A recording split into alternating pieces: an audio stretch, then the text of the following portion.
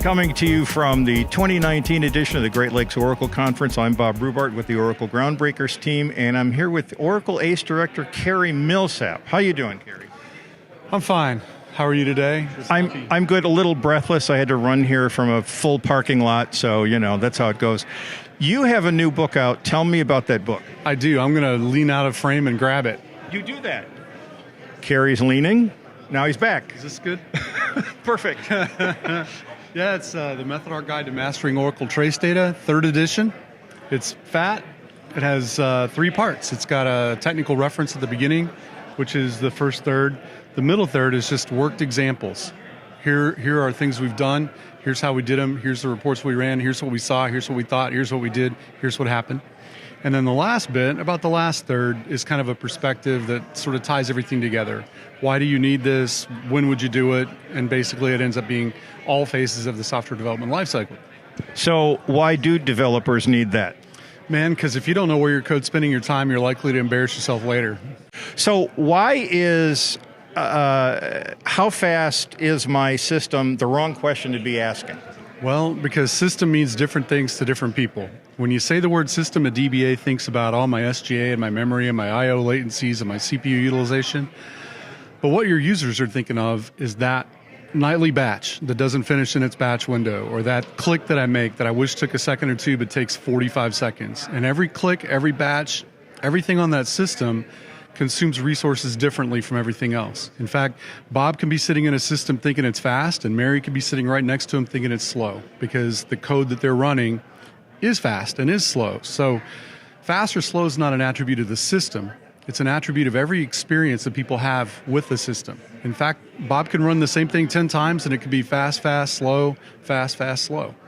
So what we really need to do is, instead of focusing at the big knob level, we need to look at exactly how the business is experiencing the system and making sure that that experience is running efficiently.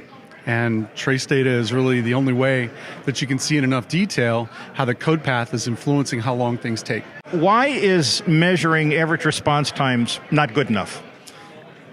Because people don't feel averages, they feel the extremes, right? They feel the variance. So if you run something 100 times a day, you're a clerical worker that clicks a button 100 times a day, and if 99 times out of 100 that click takes a second, but 1 time out of 100 it takes 30 seconds, knowing that your average is 2.7 seconds is not going to help anybody. What you really need to know is what that variance is. And when it's 1, everything's cool, but when it's 30, you need to know, why did the extra 29 seconds enter your field of view all of a sudden?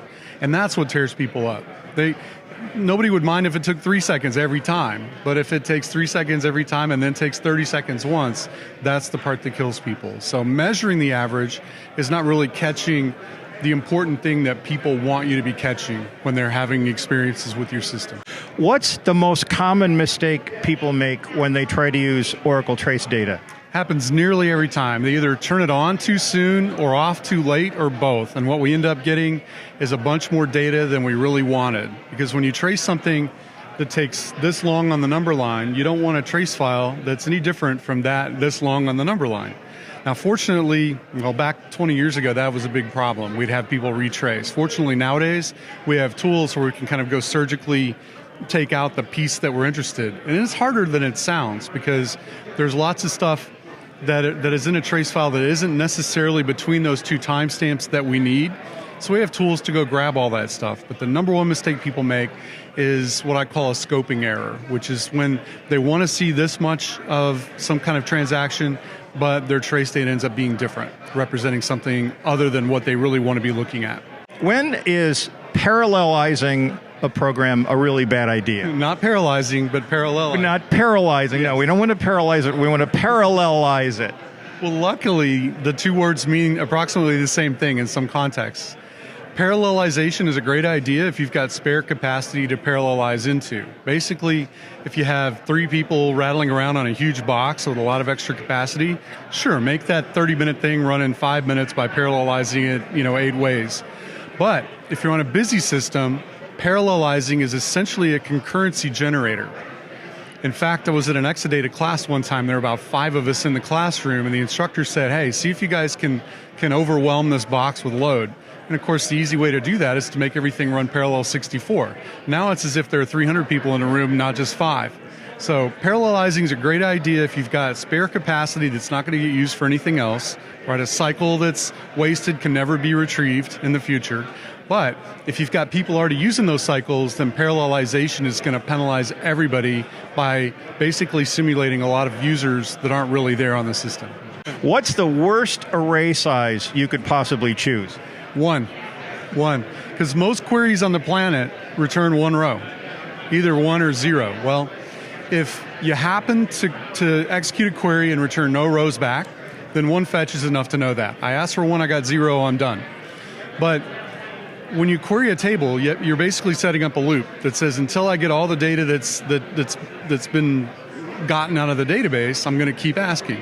Well, if I ask for 1 row and get 1 row, I have to go ask again to find out if there are more. So if the query only returns 1 row, which most queries do, we're actually doing twice the amount of work that we needed to. If we'd have used an array fetch size of just 2, we get 0 back, we know, okay, we're done. We get 1 back, we know we're done. We don't have to make an extra round trip. If we get 2 rows back, which very few queries return just 2 rows, but if we do happen to get 2 rows back, then I guess I wish my array size were 3. But since most queries return 0 rows or 1, at least make your array fetch size 2. Don't ever use 1. So what was your least favorite part about writing this book? The least favorite part is always the hardest thing about projects like this. When you write blog posts, you can have a page or 2, you make a point, you get in, you get out. When you write a book, everything's got to flow. Everything has to connect. And you have to figure out, I've got 6 different ways to tell this story. Do I tell all 6, or do I throw 5 away and keep the best? Yeah. And that is always the hardest for me. Just the sequencing and the flow is the bear. So hold that book up again. Let the folks see it. There's the 2-dimensional view, and there's the 3-dimensional view. It's about 350 pages or something.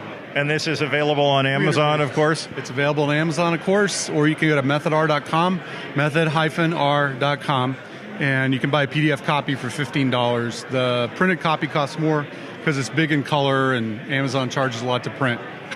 All right. Well, Cary, thanks so much for stopping by, and enjoy the rest of your time here at Glock. Thank you, sir. I appreciate the time.